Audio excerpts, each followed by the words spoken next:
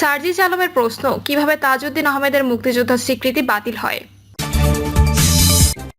জামায়াতকে দাঁড়িপাল্লা প্রতীক ফিরিয়ে দিতে একমত ইসি।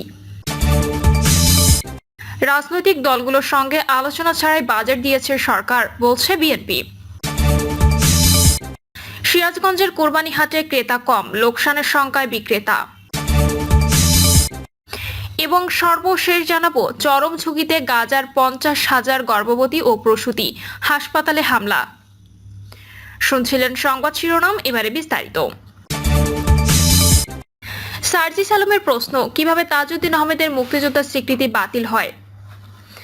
তাজউদ্দিন আহমদ মাঠে থেকে মুক্তিযুদ্ধের নেতৃত্ব দিয়েছেন, তার মুক্তিযোদ্ধার স্বীকৃতি বাতিল হয় কিভাবে, এমন প্রশ্ন রেখেছেন জাতীয় নাগরিক পার্টির উত্তরাঞ্চলের মুখ্য সংগঠক সার্জিস আলম।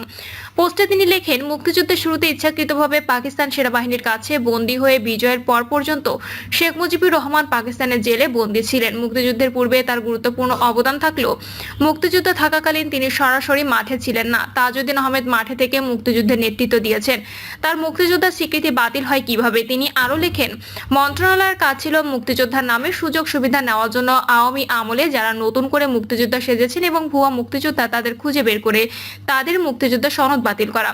কিন্তু তা না করে মুক্তিযুদ্ধ চলাকালীন মাঠে থেকে যারা বিভিন্ন গুরুত্বপূর্ণ ভূমিকায় সরাসরি অবদান রেখেছেন তাদের মুক্তিযোদ্ধা তালিকা থেকে বাতিল করার মত অপ্রয়োজনীয় কাজ কোনোভাবেই কাম্য নয়। ইতিহাস যেন কখনো ক্ষমতাসীনদের পক্ষে না হয়ে ইতিহাসকে ইতিহাসের মতো করে চলতে দেওয়া উচিত। জামায়াতকে দাঁড়িপাল্লা প্রতীক ফিরিয়ে দিতে একমত ইসি। বাংলাদেশ জামায়াতে ইসলামীকে দাঁড়িপাল্লা প্রতীক সহ নিবন্ধন ফিরিয়ে দেওয়ার বিষয়ে একমত হয়েছে নির্বাচন কমিশন। জামায়াতের নিবন্ধন ফিরিয়ে দেওয়ার আদালতের আদেশের বিষয়ে তিনি বলেন, বাংলাদেশ জামায়াতে ইসলামের প্রতীকের বিষয়টি আমরা বিবেচনায় নিয়েছি। একই প্রজ্ঞাপনে 2008 সালে দলটিকে প্রতীক সহ নিবন্ধন দেওয়া হয়েছে। এছাড়া প্রতীক কোনো দলকে দিলে সেটি সেই দলের জন্য সংরক্ষিত থাকে আরোপি অনুযায়ী। দলটি প্রতীক সহ নিবন্ধন পাবে। তিনি আরো বলেন, ডিএনসিসি নির্বাচনে নিয়ে আপিল বিভাগে পর্যবেক্ষণ বিশদভাবে দেখেছি, আমরা রেফারেন্সগুলো দেখেছি। আমরা মনে করি গেজেট প্রকাশ করার মধ্যে ইসি তার কাজ সম্পন্ন করেছে। রাজনৈতিক দলগুলোর সঙ্গে আলোচনা ছাড়াই বাজেট দিয়েছে সরকার, বলছে বিএনপি। রাজনৈতিক দলগুলোর সঙ্গে আলোচনা ছাড়াই অন্তর্বর্তী সরকার আগামী 2025-26 অর্থ বছরের প্রস্তাবিত বাজেট দিয়েছে বলে অভিযোগ করেছে বিএনপি। একই সঙ্গে গতানুগতিক বাজেট প্রক্রিয়া সংস্কার করারও দাবি জানিয়েছে দলটি। বিএনপি চেয়ারপারসনের রাজনৈতিক কার্যালয়ে এক সংবাদ সম্মেলনে দলের পক্ষ থেকে স্থায়ী কমিটির সদস্য আমির খসরু মাহমুদ চৌধুরী একথা বলেন।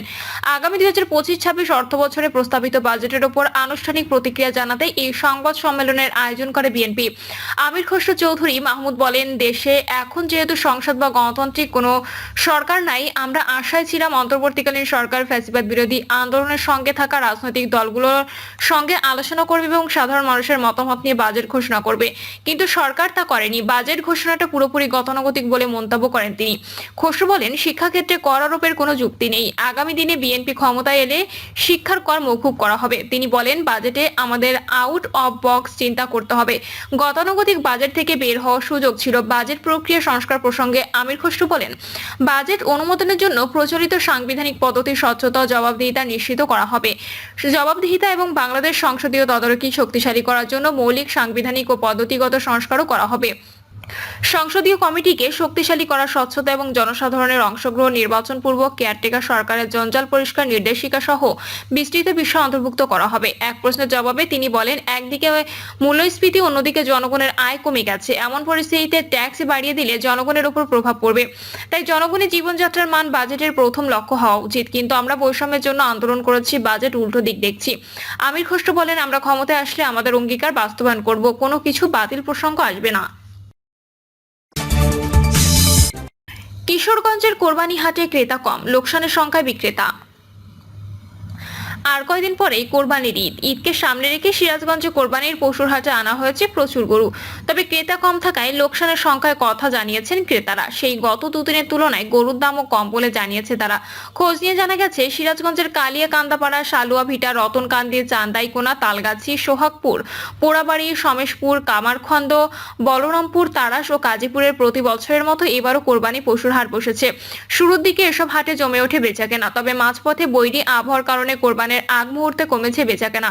মূলত দেশের বিভিন্ন অঞ্চলের ব্যাপারীরা সিরাজগঞ্জের বিভিন্ন হাট থেকে পাইকারি দামে গরু কিনতে আসেন। একইভাবে সিরাজগঞ্জের বিভিন্ন অঞ্চলের গরুর কেনাবেচার জন্য তোলা হয় কোরবানি পশুর হাটে। তালগাছি হাটে 18টি গরু নিয়ে আসা বিক্রেতা আব্দুল হালিম জানায়, আমি যে গরুগুলো নিয়ে এসেছি সেগুলো নিজস্ব খামারের নয়, গ্রামের বিভিন্ন খামারিদের কাছ থেকে এগুলো সংগ্রহ করেছি, কিন্তু শেষ মুহূর্তে দাম কমলো বলছেন ক্রেতারা।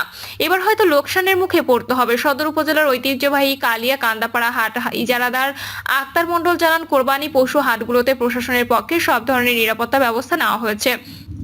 আগের বারের তুলনায় এবারের বিক্রয়ের জন্য নিয়ে আসা গরু ছাগলের সংখ্যা অনেক বেশি, কিন্তু ক্রেতা কম থাকায় বিক্রি কম হচ্ছে। তাছাড়াও বৈরী আবহাওয়ার কারণে বেচা বিক্রি কম, সঙ্গে পশু অসুস্থ হয়ে পড়ার শঙ্কা রয়েছে।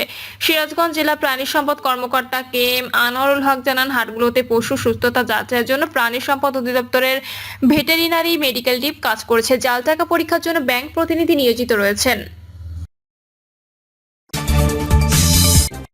চরম ঝুঁকিতে গাজার 50,000 গর্ভবতী ও প্রসূতি, হাসপাতালে হামলা।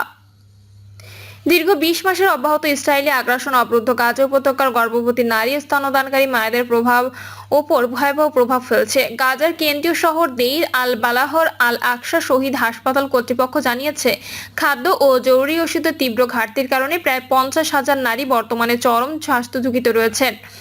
হাসপাতালের মুখপাত্র খালিল আল দাকরান ফিলিস্তিনি বার্তা সংস্থা ওয়াফাকে জানান, যুদ্ধ শুরুর পর থেকে গাজায় গর্ভপাতের হার 6 গুণ বেড়েছে।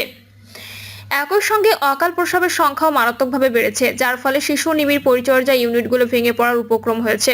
তিনি বলেন, ইসরায়েলি হামলায় গাজার স্বাস্থ্য ব্যবস্থা প্রায় সম্পূর্ণ ধ্বংস হয়ে গেছে, যার ফলে রোগীরা মারাত্মক বিপদের মুখে পড়েছে।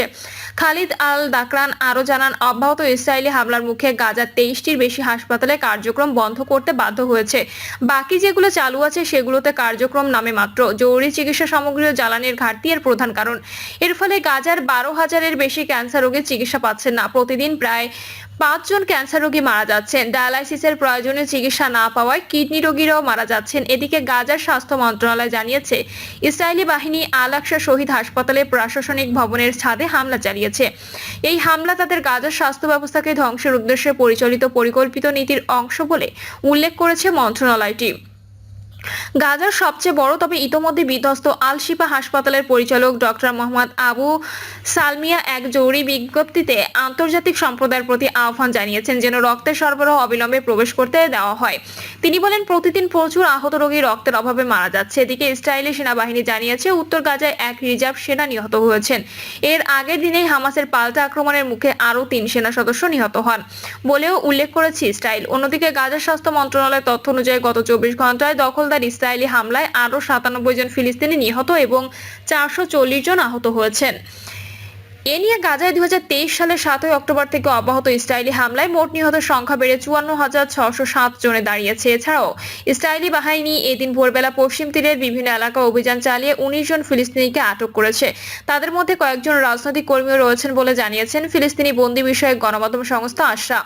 এর সবকিছু মিলে অবরুদ্ধ গাজা ও অধিকৃত ফিলিস্তিনি অঞ্চলে চলমান সংকট আরও গভীর মানবিক বিপর্যয় নিয়ে যাবে। প্রিয় দর্শক, এই ছিল এখনকার সর্বশেষ সংবাদ। আপডেট সব সংবাদ পেতে চ্যানেলটি সাবস্ক্রাইব করে বেল আইকনটি ক্লিক করে রাখুন।